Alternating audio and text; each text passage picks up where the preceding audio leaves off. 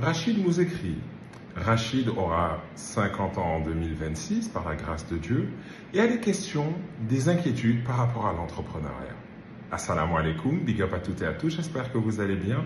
Je me présente, Coach Big Up, votre coach de vie en développement personnel et organisationnel. Bienvenue dans le Business Styler. Aujourd'hui, notre destination, c'est je partage.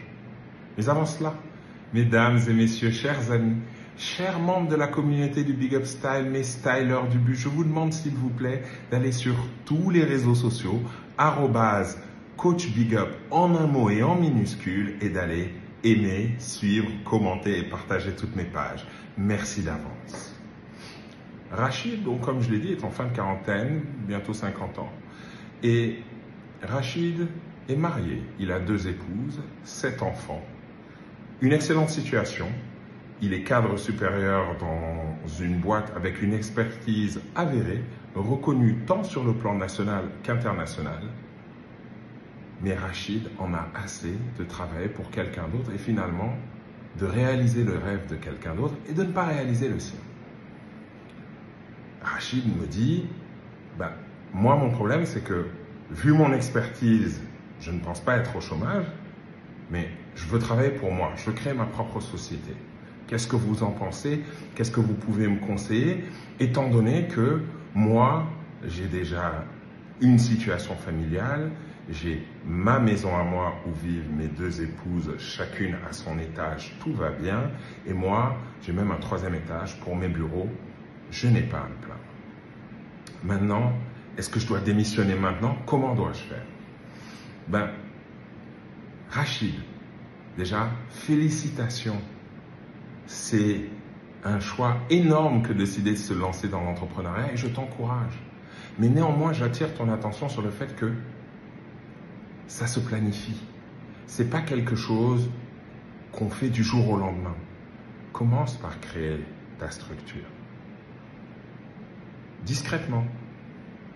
Ne te mets pas dans des problèmes de concurrence directe avec ta société pour laquelle tu travailles. Tu peux faire du consulting pour d'autres sociétés, tu peux être un conseiller. Donc, tu peux créer une société qui va te rapporter des revenus petit à petit. Le départ d'une société, ça se planifie. Planifie-le. Combien de temps tu te laisses? De quelle somme auras-tu besoin? Parce que faut quand même être réaliste. Quand tu te lances dans l'entrepreneuriat, tu as beau planifier, rien ne se passe comme prévu. Il y a des hauts, des bas. Et moi, je préfère une progression lente mais certaine qui mène en haut, plutôt qu'une ascension fulgurante vers le haut et une chute fulgurante vers le bas. Je ne pense pas. Il faut y aller doucement. Pour ce qui est de l'organisation par rapport à l'entrepreneuriat, je te conseille d'en parler, non pas au moment maintenant, mais en parler au moment où tu vas mettre les choses en place à tes épouses. Sans rentrer dans les détails, pour leur expliquer ce qui va se passer. Que peut-être qu'il y a des choses qui seront plus faciles, d'autres, etc.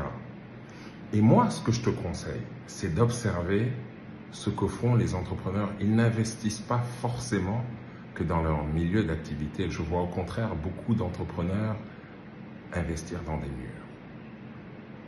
Investir dans quelque chose qui leur rapporte un revenu associé à l'autre revenu.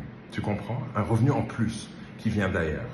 Par exemple, là, tu vas commencer à te rajouter un revenu en créant ton cabinet de consultant, par exemple.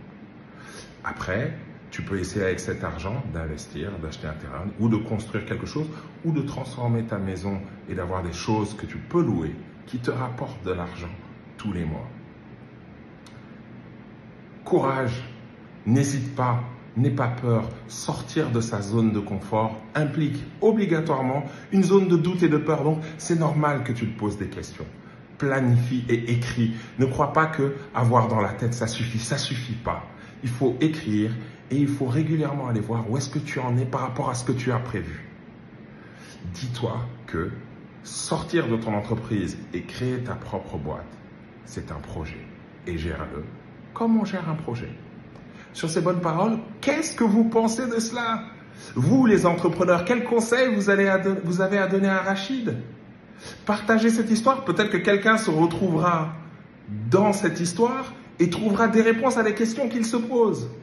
Je vous remercie de nous avoir suivis jusqu'au bout et en attendant qu'on se retrouve pour une autre Je partage, je vous souhaite une journée pleine de bonnes choses. C'était Coach Big Up, votre coach de vie en développement personnel et organisationnel. Big Up la familia.